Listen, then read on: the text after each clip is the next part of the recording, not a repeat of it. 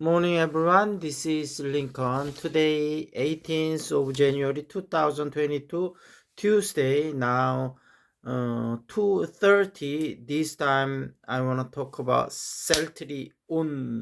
셀트리온에 대해서 말씀드리도록 하겠습니다. 오늘도 오후에 주가가 다시 한번 큰 폭으로 떨어지면서 투자 심리가 완전히 좀 얼어붙은 모양새인데요. 조정 장세가 조금 갈 것 같은 분위기입니다. 셀트리온도 오늘 플러스로 출발했다가 지금은 플러스 마이너스 제로고요. 좀 전에 셀트리온 헬스케어는 0.76%로 하락을 했고, 셀트리온 제약도 1.61%인가요? 이렇게 좀 하락으로 다시 돌아섰기 때문에 조금 아쉬운 모양새입니다. 오늘은 좀 반등이 좀 나올 줄 알았고, 오전에는 좀 반등이 나오는 모양새인데 좀 아쉽네요. 좀 여기에 대한 관련 기사가 좀 나왔는데 보면 그 감리위원회에서 이제 심의를 시작했는데, 이제 일단 금감원에서 좀 무리수가 아니냐. 왜냐하면 금감원은 지금 이제 손실 고의를 축소했다 이런 의견을 해서 검찰에 고발까지 하지 않았습니까? 근데 이게 그 고의성을 입증할 자료가 충분히 확보되지 않은 상태에서 무리하게 좀 밀어붙인 수사다. 우리나라 검찰하고 좀 비슷하네요. 지금 한국거래소도 그래서 그런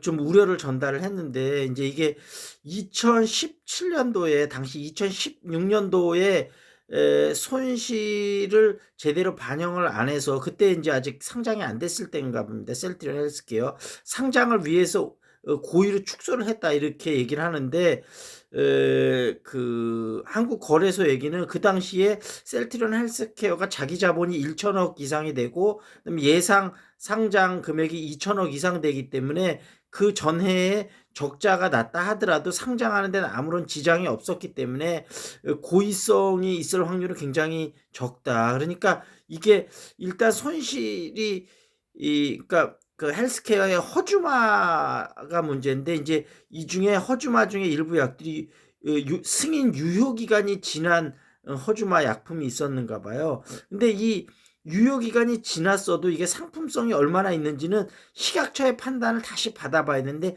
식약처의 정확한 판단도 없이 금감원에서 임의적으로 좀 판단을 했다는 거예요. 그래서 이게 이 허주마 이때 이 당시에 이게 4년씩이나 사실 끌 문제도 아니고, 지금 타이밍에서 이거를 이렇게 했다는 이렇게 검찰의 고발 의견을 한국 거래소에 전달을 한 거죠.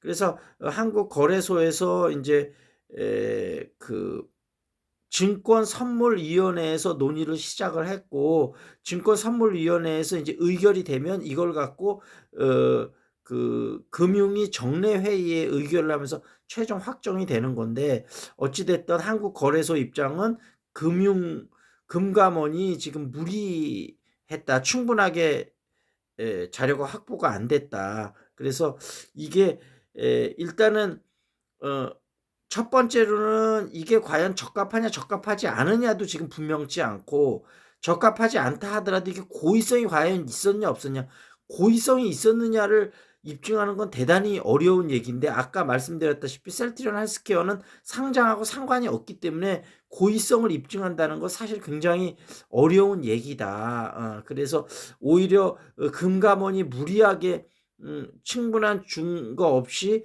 수사를 해갖고 오히려 투자자의 불안을 증폭시킨 거다. 그래서 이거는 금감원의 실수다. 이렇게 이제 한국 거래소 입장은 그러다 보니까 이게 상당히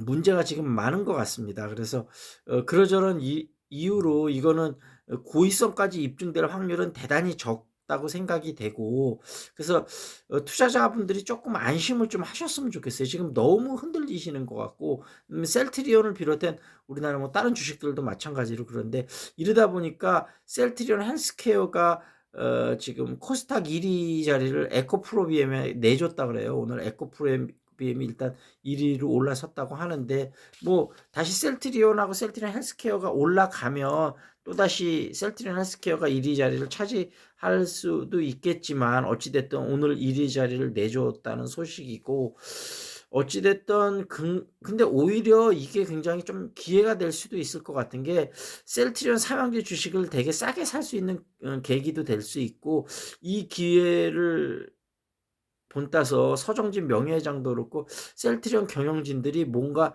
좀 여러 가지로 각성할 수 있는 또 계기가 될 수도 있지 않을까. 그래서 항상 위기가 기회라고 하잖아요. 항상 위기가 나쁜 것만은 아닙니다. 이 위기를 어떻게 활용하느냐에 따라서 기회가 될 수도 있으니까요.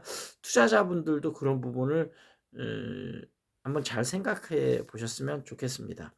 그리고 서정진 미래를 건 승부사 여기서 한번 좀 보도록 하죠. 어이구.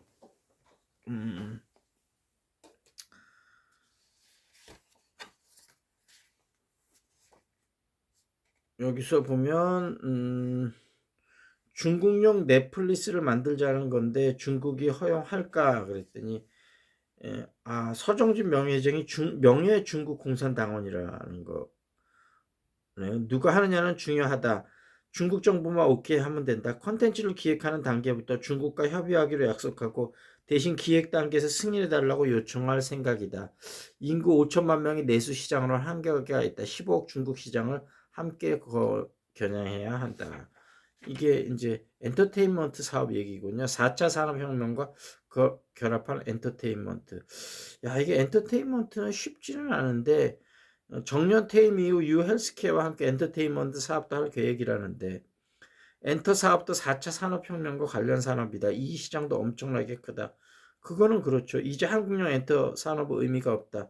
무조건 중국 시장을 전제로 해야 한다. 한류는 있는데 한류 산업이 없다. CJ와 롯데는 영화 상영관에 주력 투자했다. 우리 로컬 영화 시장에 1,000만 명이 들어오는 게 무슨 의미가 있냐. 해외로 나가야지. 그거는 맞죠. 미국 LA 주변에 23%가 헐리우드 때문에 먹고 산다. 헐리우드는 미국령이 아니다. 우리는 2%가 부족하다. 정부 인사들을 만나면 일자리를 강조한다. 우리에게 정말 필요한 일자리가 200만 개라고 하면 그에 맞는 산업을 선택해서 기업에 투자하도록 해야 한다. 그냥 외친다고 되는 게 아니고 만들어야 한다. 나 혼자 만들 수 있는 일자리만 15만 개는 된다. 다른 그룹들도 서로 책임지고 일자리를 만들어야 한다. 슬로건만 외치면 뭐하냐. 기존 산업은 취사 선택을 잘해서 버릴 것은 버리고 키울 것을 키우면 된다. 새로운 일자리를 함께 만들어야 한다. 그건 맞는 얘기죠. 엔터테인먼트 사업을 중국 시장을 공략할 방법은 있나 그랬더니 넷플릭스 회장을 만나서 시스템과 플랫폼을 빌려주면 내가 중국 시장에 들어가게 했다. 넷플릭스는 어차피 중국에 못 들어간다. 그렇군요. 내가 시스템을 새로 구축할 필요 없지 않나. 차라리 라이선스 비용 주고 써먹으면 된다. 중국의 마윈도 만나서 제안을 하려고 한다. 이미 셀트리